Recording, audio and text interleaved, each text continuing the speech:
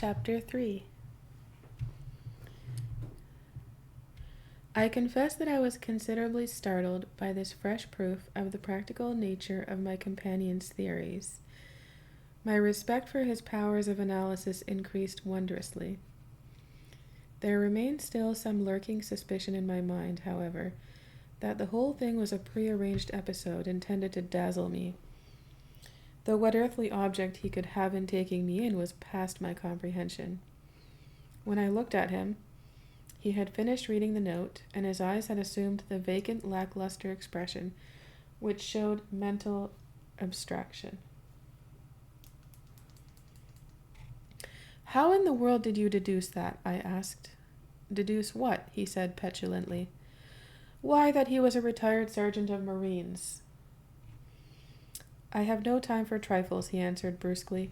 Then with a smile, "Excuse my rudeness. You broke the thread of my thoughts, but perhaps it is as well.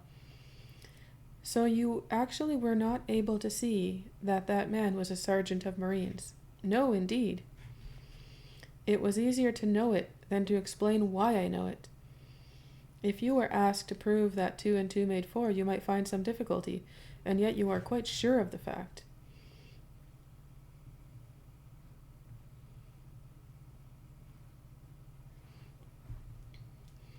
Even across the street, I could see a great blue anchor tattooed on the back of the fellow's hand.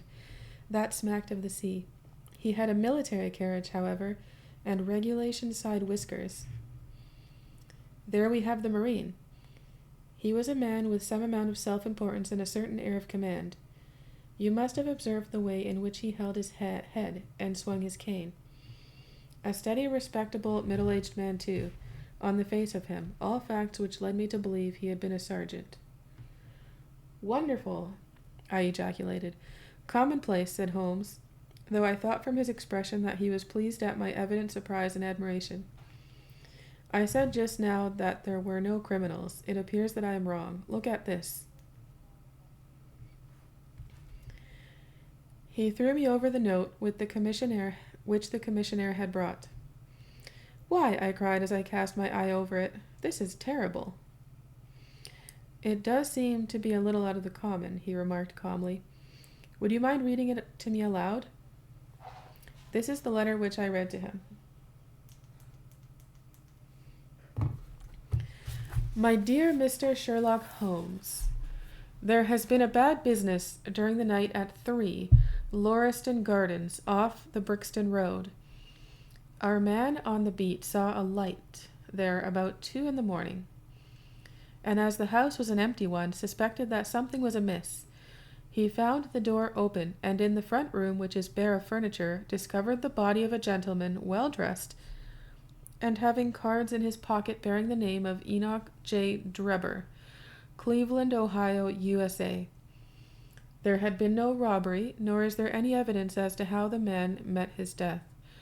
There are marks of blood in the room, but there is no wound upon his person. We are at a loss as to how he came into the empty house. Indeed, the whole affair is a puzzler. If you can come round to the house any time before 12, you will find me there. I have left everything in statu quo until I hear from you. If you are unable to come, I shall give you fuller details, and would esteem it a great kindness if you would favor me with your opinions. Yours faithfully, Tobias Gregson." "Gregson is the smartest of the Scotland Yarders," my friend remarked. "He and Lestrade are the pick of a bad lot. They are both quick and energetic, but conventional, shockingly so. They have their knives into one another, too. They are as jealous as a pair of professional beauties. There will be some fun over this case if they are both put upon the scent." I was amazed at the calm way in which he rippled on. "Surely there is not a moment to be lost," I cried. "Shall I go and order you a cab?" "I'm not sure about whether I shall go.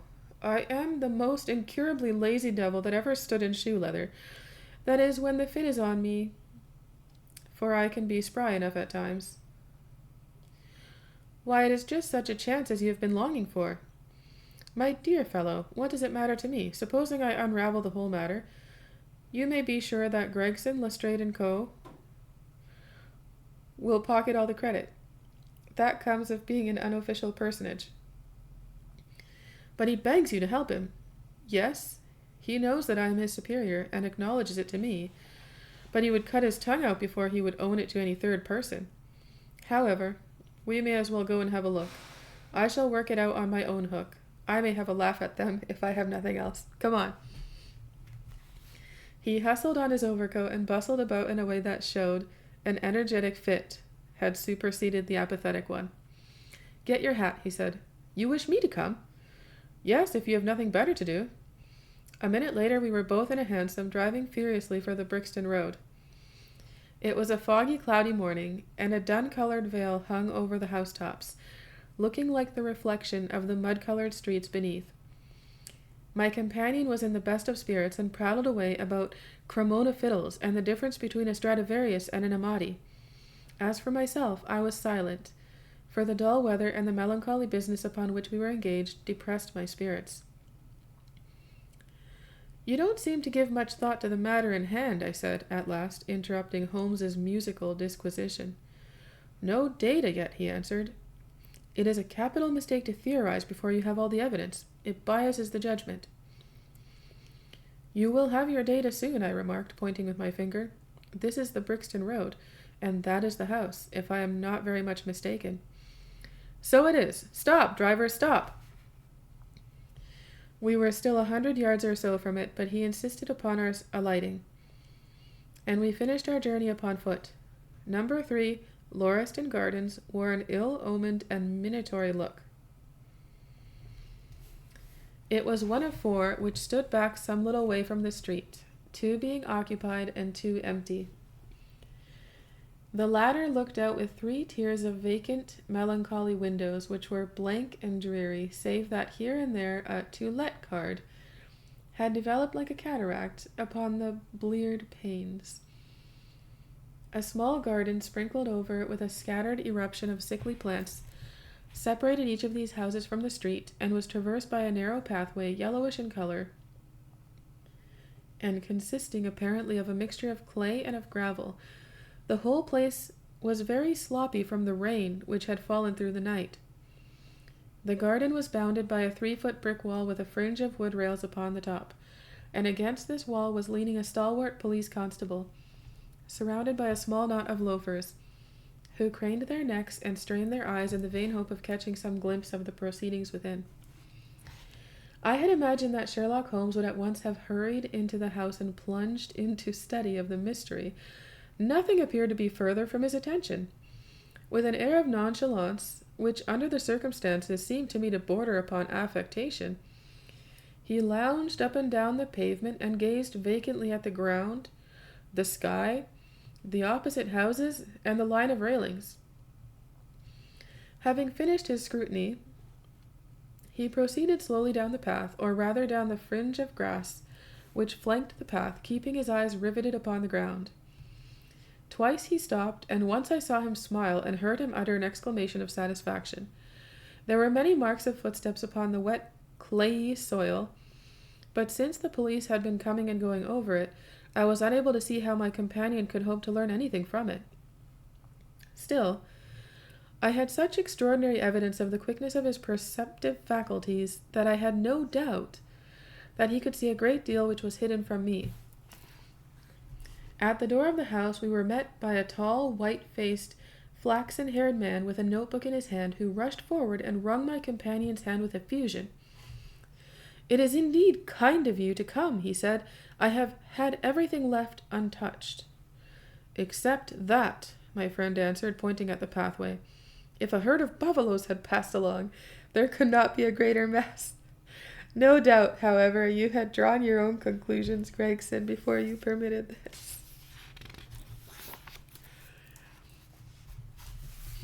"I have had so much to do inside the house," the detective said evasively.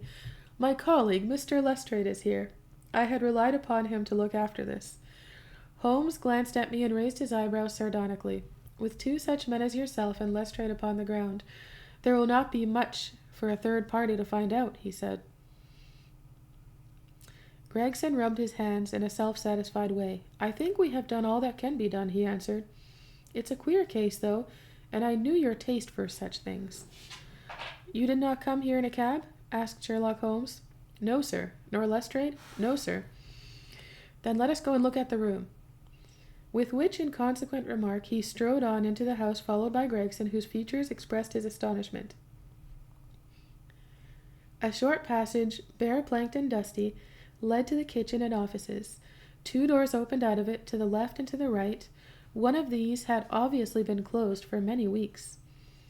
The other belonged to the dining room, which was the apartment in which the mysterious affair had occurred. Holmes walked in, and I followed him with that subdued feeling at my heart which the presence of death inspires. It was a large square room, looking all the larger from the absence of all furniture. A vulgar flaring paper adorned the walls, but it was blotched in places with mildew, and here and there great strips had become detached and hung down, exposing the yellow plaster beneath. Opposite the door was a showy fireplace, surmounted by a mantelpiece of imitation white marble. On one corner of this was stuck the stump of a red wax candle. The solitary window was so dirty that the light was hazy and uncertain, giving a dull gray tinge to everything, which was intensified by the thick layer of dust which coated the whole apartment. All these details I observed afterwards. At present my attention was centered upon the single grim, motionless figure which lay stretched upon the boards, with vacant, sightless eyes staring up at the discolored ceiling. It was that of a man about 43 or 44 years of age, middle-sized, broad-shouldered, with crisp, curling black hair and a short, stubbly beard. He was dressed in a heavy broadcloth frock coat and waistcoat, with light-colored trousers and immaculate collar and cuffs. A top hat, well brushed and trim, was placed upon the floor beside him. His hands were clenched and his arms thrown abroad, while his lower limbs were interlocked, as though his death struggle had been a grievous one. On his rigid face there stood an expression of horror, and as it seemed to me, of hatred, such as I have never seen upon human features. This malignant and terrible contortion, combined with the low forehead, blunt nose, prognathous jaw, gave the dead man a singularly simious and ape-like appearance, which was increased by his writhing, unnatural posture. I have seen death in many forms, but never has it appeared to me in a more fearsome aspect than in that dark, grimy apartment, which looked out upon one of the main arteries of suburban London. Lestrade, lean and ferret-like as ever, was standing by the doorway, and greeted my companion and myself. "This case will make a stir, sir," he remarked. "It beats anything I have seen, and I am no chicken." "There is no clue?" said Gregson. "None at all," chimed in Lestrade. Sherlock Holmes approached the body, and kneeling down, examined it intently. "You are sure that there is no wound?" he asked, pointing to numerous gouts and splashes of blood which lay all around. "Positive," cried both detectives. "Then, of course, this blood belongs to a second individual, presumably the murderer, if murder has been committed. It reminds me of the circumstances attendant to the death of Van Jansen in Utrecht in the year 34. Do you remember the case, Gregson?" "No, sir." "Read it up. You really should. There is nothing new under the sun. It has all been done before." As he spoke, his nimble fingers were flying here, there, and everywhere, feeling, pressing, unbuttoning, examining, while his eyes wore the same faraway expression which I have already remarked upon. So swiftly was the examination made that one would hardly have guessed the minuteness with which it was conducted. Finally he sniffed the dead man's lips, and then glanced at the soles of his patent leather boots. "He has not been moved at all?" he asked. "No more than was necessary for the purpose of our examination." "You can take him to the mortuary now," he said. "There is nothing more to be learned." Gregson had a stretcher and 4 men at hand. At his call they entered the room, and the stranger was lifted and carried out. As they raised him, a ring tinkled down and rolled across the floor. Lestrade grabbed it up and stared at it with mystified eyes. "There's been a woman here," he cried. "It's a woman's wedding ring." He held it out as he spoke under the palm of his hand. We all gathered round him and gazed at it. There could be no doubt that circlet of plain gold had once adorned the finger of a bride. "This complicates matters," said Gregson. "Heaven knows they were complicated enough before." "You're sure it doesn't simplify them?" observed Holmes. "There's nothing to be learned by staring at it. What did you find in his pockets?" "We have it all here," said Gregson, pointing to a litter of objects upon one of the bottom steps of the stairs.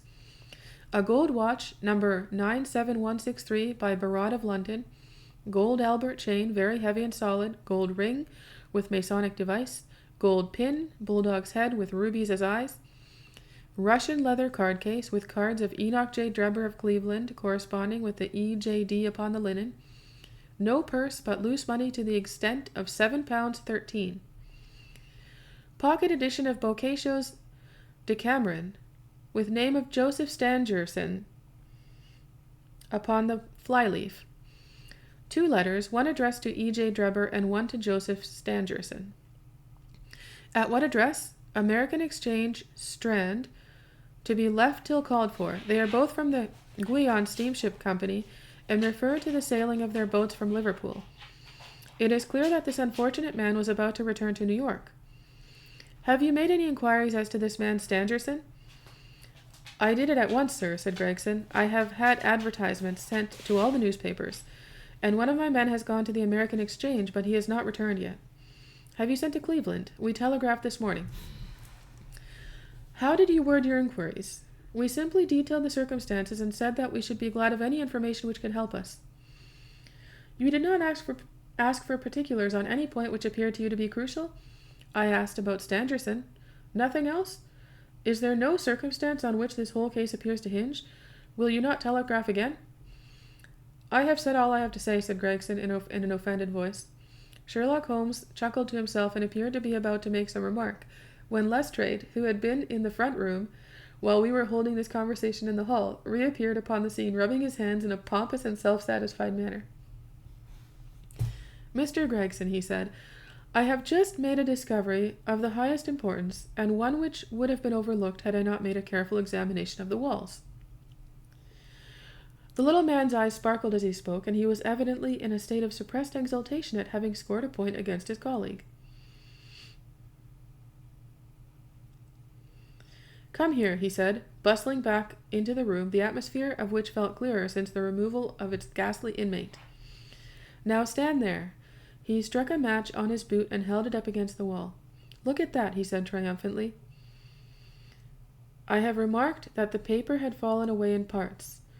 In this particular corner of the room, a large piece had peeled off, leaving a yellow square of coarse plastering. Across this bare space there was scrawled in blood-red letters a single word, Rach. "What do you think of that?" cried the detective, with the air of a showman exhibiting his show. This was overlooked because it was in the darkest corner of the room, and no one thought of looking there. "The murderer has written it with his or her own blood. See this smear where it has trickled down the wall? That disposes of the idea of suicide anyhow." "Why was that corner chosen to write it out? I will tell you. See that candle on the mantelpiece? It was lit at the time. And if it was lit, this corner would be the brightest instead of the darkest portion of the wall." "And what does it mean that you have found it?" asked Gregson in a deprecatory voice. "Mean? Why, it means that the writer was going to put the female name Rachel, but was disturbed before he or she had time to finish. You mark my words, when this case comes to be cleared up, you will find that a woman named Rachel has something to do with it. It's all very well for you to laugh, Mr. Sherlock Holmes. You may be very smart and clever, but the old hound is the best when all is said and done." "I really beg your pardon," said my companion, who had ruffled the little man's temper by bursting into an explosion of laughter. "You certainly have the credit of being the first of us to find this out, and as you say, it bears every mark of having been written by the other participant in last night's mystery. I have not had time to examine this room yet, but with your permission I shall do so now." As he spoke, he whipped a tape measure and a large round magnifying glass from his pocket. With these 2 implements he trotted noiselessly about the room, sometimes stopping, occasionally kneeling, and once lying flat upon his face. So engrossed was he with his occupation that he appeared to have forgotten our presence, for he chattered away to himself under his breath the whole time, keeping up a running fire of exclamations, groans, whistles, and little cries suggestive of encouragement and of hope. As I watched him, I was irresistibly reminded of a pure-blooded, well-trained foxhound as it dashes backward and forward through the covert, whining in its eagerness until it comes across the lost scent. For 20 minutes or more he continued his researches, measuring with the most exact care the distance between marks, which were entirely invisible to me, and occasionally applying his tape to the walls in an equally incomprehensible manner. In one place he gathered up very carefully a little pile of gray dust from the floor and packed it away in an envelope. Finally he examined with his glass the word upon the wall, going over every letter of it with the most minute exactness. This done, he appeared to be satisfied, for he replaced his tape and his glass in his pocket. "They say that genius is an infinite capacity for taking pains," he remarked with a smile. "It's a very bad definition, but it does apply to detective work." Gregson and Lestrade had watched the maneuvers of their amateur companion with considerable curiosity and some contempt. They evidently failed to appreciate the fact, which I had begun to realize, that Sherlock Holmes's smallest actions were all directed towards some definite and practical end. "What do you think of it, sir?" they both asked. "It would be robbing you of the credit of the case if I were to presume to help you," remarked my friend. "You are doing so well now that it would be a pity for anyone to interfere." There was a world of sarcasm in his voice as he spoke. "If you will let me know how your investigations go," he continued, "I shall be happy to give you any help I can. In the meantime, I should like to speak to the constable who found the body. Can you give me his name and address?" Lestrade glanced at his notebook. "John Rance," he said. "He is off duty now. You will find him at 46 Audley Court, Kennington Park Gate." Holmes took a note of the address. "Come along, Doctor," he said. "We shall go and look him up. I'll tell you one thing which may help you in the case," he continued, turning to the two detectives. "There has been murder done, and the murderer was a man. He was more than 6 feet high, was in the prime of his life, had small feet for his height, wore coarse square-toed boots, and smoked a Trichinopoly cigar. He came here with his victim in a four-wheeled cab, which was drawn by a horse with 3 old shoes and 1 new one on his off foreleg. In all probability the murderer has a florid face, and the fingernails of his right hand were remarkably long. These are only a few indications, but they may assist you." Lestrade and Gregson glanced at each other with an incredulous smile. "If this man was murdered, how was it done?" asked the former. "Poison," said Sherlock Holmes curtly, and strode off. "One other thing, Lestrade," he added, turning round at the door. "Rache is the German for revenge, so don't lose your time looking for Miss Rachel." With which Parthian shot he walked away, leaving the two rivals open-mouthed behind him.